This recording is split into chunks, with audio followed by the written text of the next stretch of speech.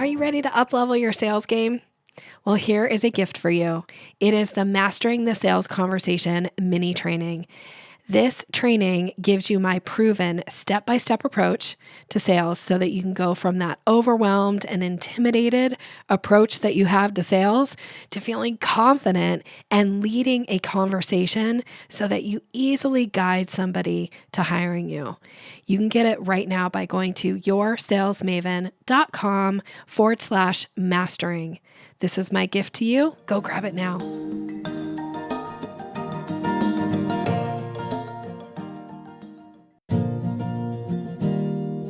Do sales conversations make you feel awkward or pushy? It's time to ditch the outdated salesy strategies. Your guide, Nikki will show you how to combine kindness with selling skills to meet your prospects where they are, and in the process, how to uplevel your influence and income. Learn how to earn business easily and effortlessly. Here's Nikki.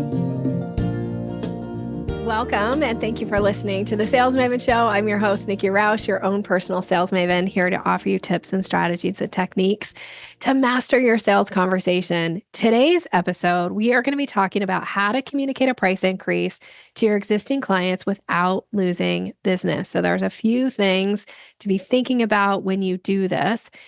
Oftentimes, one of the most challenging yet essential things for business owners to do is to raise prices. And a lot of times that means to your existing client base. So this conversation is to give you some tools and techniques to really set yourself and your existing clients up for success so that you can just continue on with the good work that you're doing in the world, and they'll be delighted and happy. And also for those clients that are not the right fit anymore, how do we bless and release them? So that's what this conversation is about.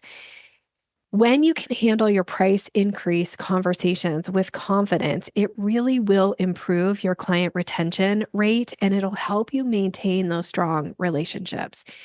When somebody knows that when they communicate with you that they're getting a straight shooter, that there's somebody who is just going to be honest, direct, and caring in the way they deliver information, helps create that trust.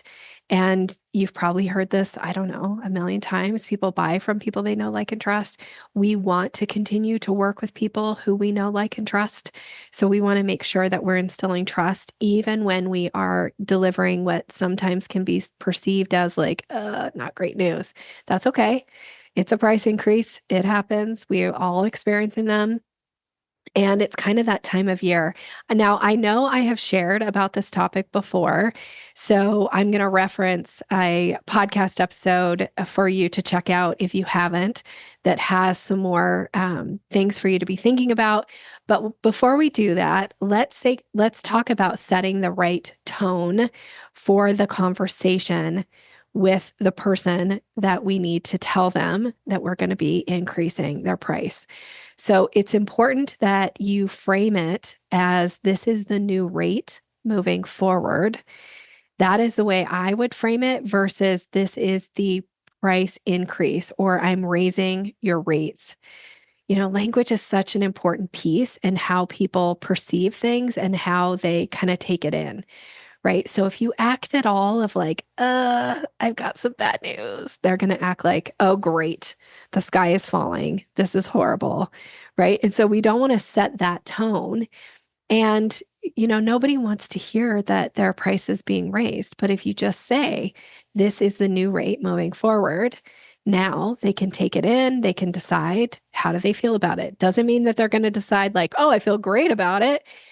But it takes out the sting of it. It takes out any, you don't want to be the one that influences them taking it as bad news. We want to give it as neutral as possible so that they can then make their own decision about how they feel about it.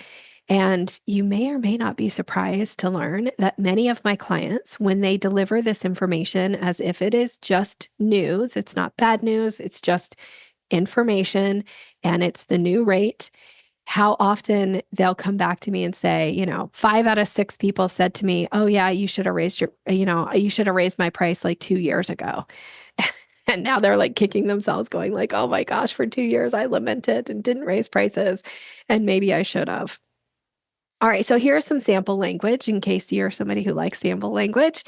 You could say, and this could be something that you could write, but it also is a way that you would frame it in a conversation. You would say, please be informed that as of, and then you insert the date, the rate for our work together will now be XYZ.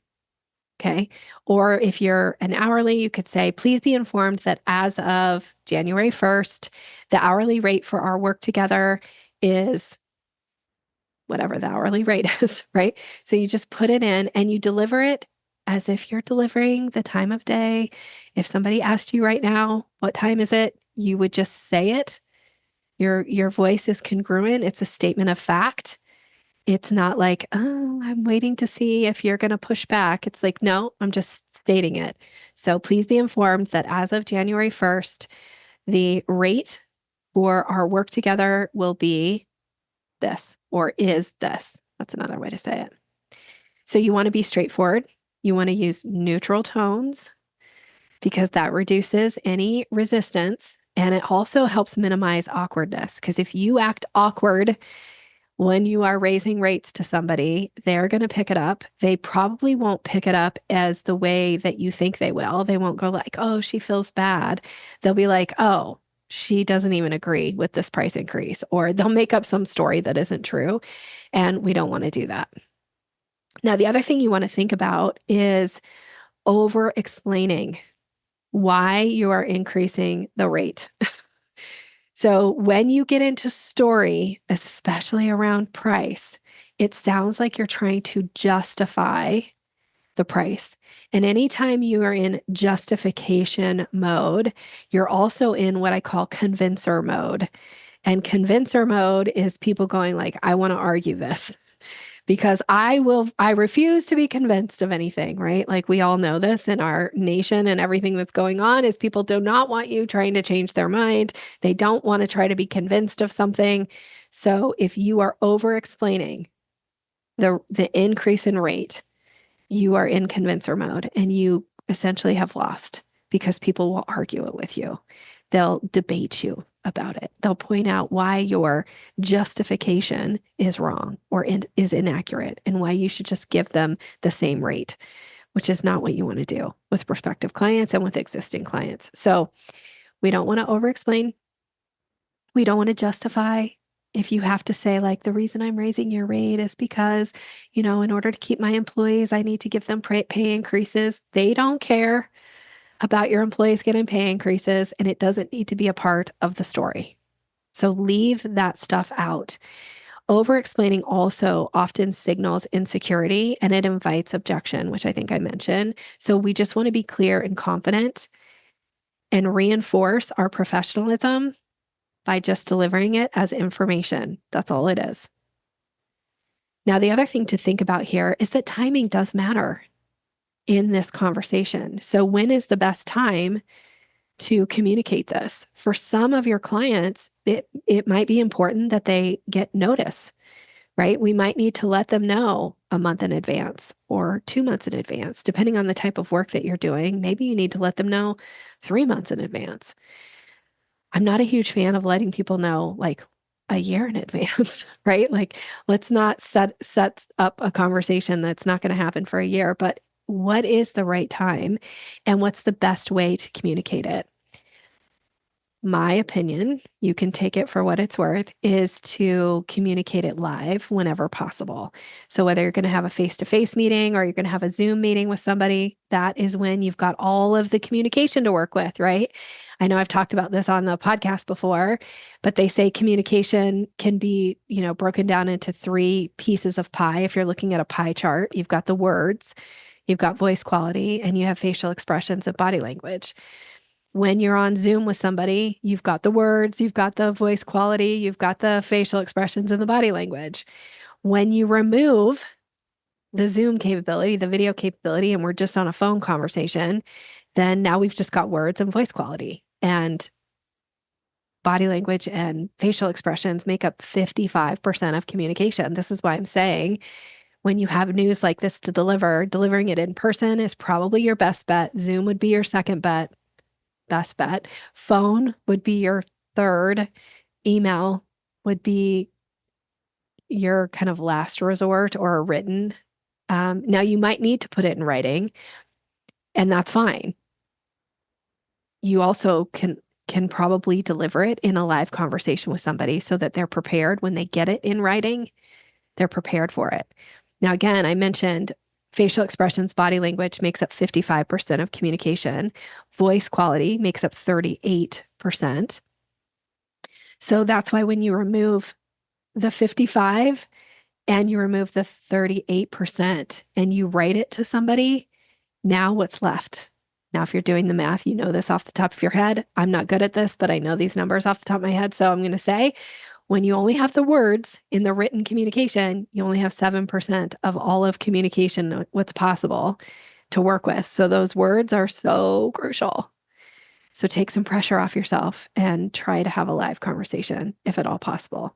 Be able to see their facial expressions, let them see yours, that you are still sincere about working with them. You're still committed to delivering the highest quality of service and deliverables to them. Set yourself up for success. And I also just want to reiterate here that you want to have a clear date when this is for existing clients, a clear date of when this new change takes an effect or goes into effect, I should say. So be super clear for them. Now, I know I've talked about this I mentioned that I have another podcast episode. I try to do this about once a year, talk about this because I know it's that time of year where people are thinking about price increases. So I do have an episode.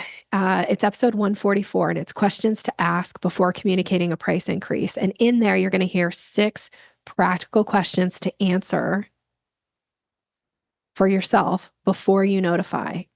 So this particular podcast is really focusing on notifying your existing clients, the people who are directly impacted by the price increase. Here are the people who aren't directly impacted by the price increase and don't need to know about it. Those are the people who have not hired you yet. Those are the prospects, the potential clients that you haven't even had a conversation with. So when you get on a conversation with a new prospect that you had no contact with and you already have your new pricing, then you just give it as the price. You don't say the new price as of December 1st or January 1st or whatever the date is. They don't need to know that there was another price before. That is irrelevant to the conversation. So this is only your existing clients that you're notifying. And you want to set yourself up for business. Like, we don't want to lose their business if they're still a viable candidate for what we offer. Make sure that you're having those conversations. I think sometimes when people increase their rates, they feel like they need to tell everybody. So they send it out in an email to their whole list. Totally irrelevant.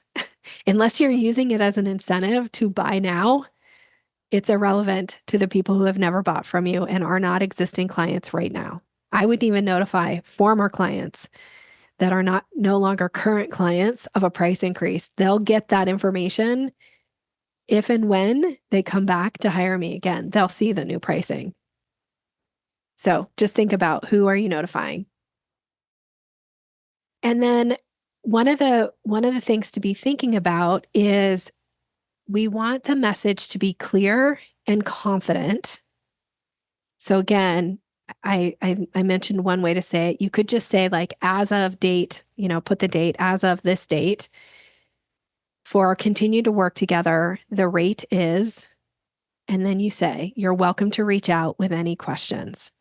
Because you do want to open the door that if they have a question, we want to let them know, like, I'm not ashamed of the rates. I'm not afraid of having a conversation about this. So if they want to have a question or ask a question or have a conversation, let them know you're still, like, the relationship is still intact. We're still working together. You're an existing client. Like, get on the call with them, get on Zoom with them, and then be ready to reinstate for those conversations. Be ready to reinstate what has happened since they've started working with you. Like reiterate the benefits that they've received and the benefits they'll continue to receive as a result of the work that you're doing together. Now, again, this isn't about justifying. This is just helping them reaffirm what a great decision they're making by continuing to work with you and all the benefits that they get from it. Now, last, before we wrap up, I do want to comment that when you raise rates, sometimes you will lose clients, right? And sometimes we have to be prepared to bless and release the people who are no longer the right fit. As we scale up our business, people who were working with us, when we first started and our rates were much lower, sometimes they're no longer the right fit. And that's okay. You have to be willing to free up space in your calendar for new clients that are coming in at the new rates. This is how you're going to scale. I love, increasing lifetime value. I love keeping clients as long as they benefit from working with me, and I'm happy to do that for them. But there are some people that are just, it's okay to bless and release those people. So you have to be willing to let some of them go. I had a conversation recently with a client who she knew she needed to raise her rates. We had talked about it. Actually, we talked about it for months about raising her rates. And she was so scared. She hadn't done it in years. And her rates were like so much lower to her competitors. And what she was providing was almost unsustainable in her business. Like for her to keep going at that rate, it's, with everything changing in our economy, like it wasn't viable for her business. So she was really kind of forced to raise it. So we talked about communicating the rate increase. And, I walked her through how many clients she actually could lose at the new rate and make the exact same amount. And so by walking through those numbers, she was actually really surprised what she found. And she did have a few clients leave. She has brought on a few new clients at the new rates, and she's delighted by those. But realistically, what happened is she stopped working these crazy amount of hours that she was working every week. It was unbelievable how many hours she was working a week. She now works like 25 hours less a week, and she's making the same amount of money. And her clients that didn't even balk when she told them about the new rate, they were just like, okay, whatever, keep going. Like, I'm happy with you. I'm not going to go somewhere else. Like they're fine. And now she has more time to do other things in her business. Now, if she wants to pick up those extra 25 hours and focus on bringing new business in, she certainly can. But it also gave her time to focus on doing some things with her kids that she wasn't able to do before. Now she's got these 25 extra hours a week. Like that's a huge difference. And it all came down to just letting people know this is the new rate as of this date. And then when they come in and have a service with her and she tells them the rate, they're not thinking about, oh, well, last year I was paying less. They're just happy to have gotten the service. So that may be the case for you. Be okay with blessing and releasing the people who are going to be like, oh, clutch their pearls. I can't possibly pay you that. That's okay. We have to be willing to let some people go if we want to raise our rates. All right. So you've got some language. It's time to let your existing clients know. Give them some runway, right? So of when this new price is going to take effect. Be really clear and confident. Avoid having story or justification for your price increases. And get out there and just let people know how to continue to work with you. I'm wishing you continued success in all you're doing. Thank you for being here. Thank you for listening to the podcast. Thank you for sharing the podcast. When you do, I'm so grateful when you help new people find their way to the podcast. All right, have a great rest of your day. Reach out to me if you need some help in how to communicate this with your clients. Otherwise, I'll be back next week. Talk to you soon. Thanks for listening to Sales Maven. Visit us online at yoursalesmaven.com/maven for more resources to boost your confidence and skills.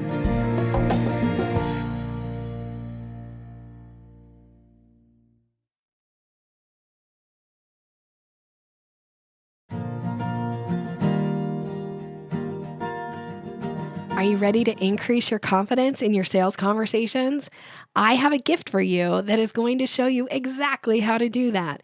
It is my Closing the Sale ebook. It's all about leveling up your confidence, giving you language to use, how to seamlessly move somebody through the sales process. And you can get it right now by going to yoursalesmaven.com/Maven. Go grab it.